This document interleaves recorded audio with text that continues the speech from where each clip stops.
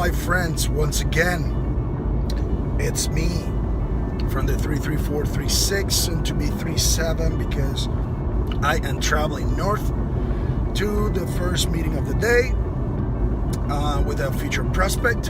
And Nick and I were bouncing some ideas for the podcast, and one thing that I want to get started this week, it's going to talk some business and for our YouTube listeners, because most of the people that we know in the audience are business people, entrepreneurs, people that work for companies, and we feel that it's very important to give a little bit of our knowledge when it comes to business, right? So you can tell I am driving. I have my stand and everything, so I'm not violating any laws.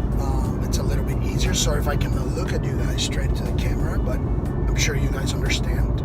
But since most of my drives are normally a long ways, start getting bored, and I start thinking about all these different things, about life and business and family and travel and everything. So I want to share some things with you guys. So, and today's first, business YouTube video, I want to talk to you guys about meeting preparation. Okay, I think that most of you that are in business go through meetings and go through a routine, I hope, and you should never go into a meeting flying off the cuff.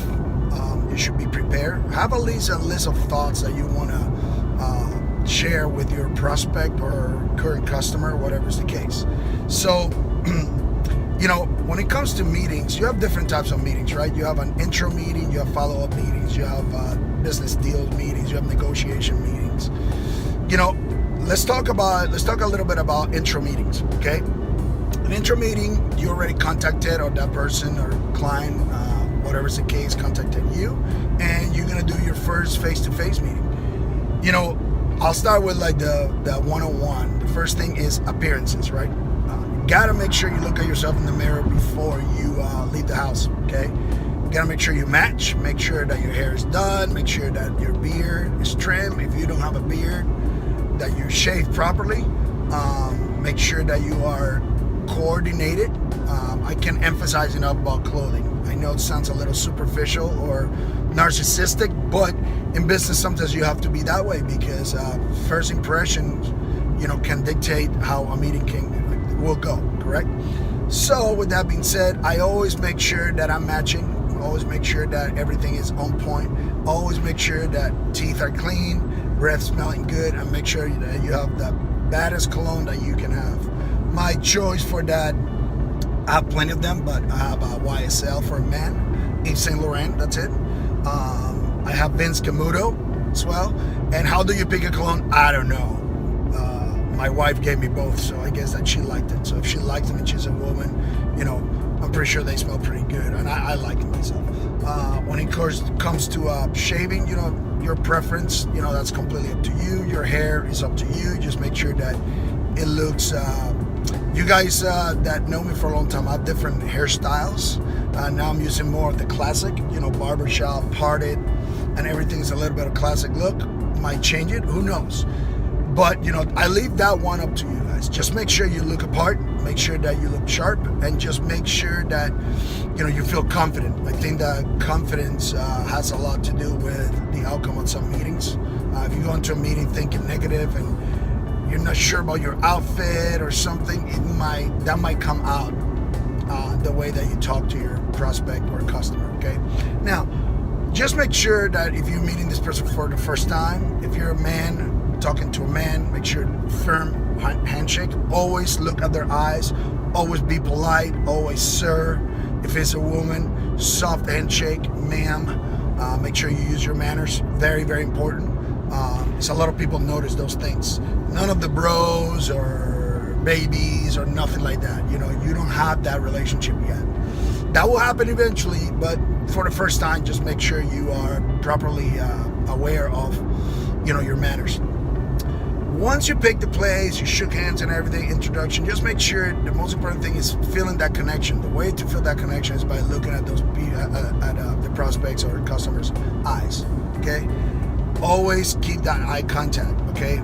Your eye says a lot about you and your confidence. When you do not look at them, it might tell them that you're not interested, or that you don't know what you're talking about, or that you're trying to make something up. Of course, don't be a creep and stare at them the whole time like this. No, but just make sure you flow with your conversation with your eyes. And what I mean with that is that if you want to make a statement, make sure you're looking at their eyes and with confidence and subtle voice. Don't try to pitch too high, don't try to go too low. Just normal conversation. Be yourself, sell yourself. And that's the one thing that I will tell you guys that helped me throughout the years, that it didn't matter the company or organization I worked for. I always saw myself. I always let people across the table know who I am, what I am about, my values and my ethics. And to me, that closes more business than giving a pitch, a long-winded pitch about what your company does. And when you start with that, it kind of takes a lot of it puts a lot of more pressure, because they're trying to understand that more and more. And if they get to know who you are, it'll be a little bit of an easier conversation. Now, again, I don't consider myself an expert on anything, but when it comes to business and business preparation, I am pretty good at it, and I've been successful at it. So just make sure you follow those steps. Now, the other thing that people kind of forget is that when you're talking, you're pitching yourself, do not sound selfish or narcissistic. It's not about you, but it's about what you believe. What are your beliefs and what makes you the right person to be managing their business, okay? If you're a financial advisor, that's probably the toughest out of all of them, because people are absolutely trusting their money with you. So you got to make sure they feel fully confident when you leave that meeting that they will call you back. In my side of the business, in the sports nutrition industry, it's almost the same thing. People are trusting thousands and sometimes millions of dollars of my knowledge, but also in my company's knowledge of what the right products they should carry. And if you lie to these people or don't tell the truth, what can happen is that they will buy from you and they will never buy again, because you prepare something that does not fit what they're trying to do. So with that in mind, make sure you don't think about your pocket first. Think about their pocket first. It's going to take you a long, long ways. Okay? I'm going to take a little pause right here. Make sure that people understand we are going to be doing this live on YouTube channel. Supplement Industry Insider is the channel. Please subscribe. My co-host and partner and brother, Nick Licaria, he is in Charlotte, North Carolina at our headquarters, and we will be podcasting mostly nightly, for the rest of the week, even when I'm traveling. With that being said, let's continue on. Sorry, I have to give a plug because it's very important that people know that everything is one here, okay? We are trying to change the world, like we commented before, one podcast at a time, one blog at a time. Keep it going with business meetings. Make sure that when you present your company or your products, make sure you understand that you are the teacher at that point. These people are sponges, okay? Your customer wants to learn from you, so give them all the knowledge without boring them, okay? Give them zizzle and steak. Give them a little bit of more zizzle, because the steak will come. Steak meaning if it's a product, it'd be more like the nutrition facts, the ingredients and everything. The zizzle is like how they're going to sell it, whys, okay? The why and how to, okay? Nutrition facts and everything will come to play, but right now in the marketplace, we see that it's a price war. So if you already know that your customer is going to ask,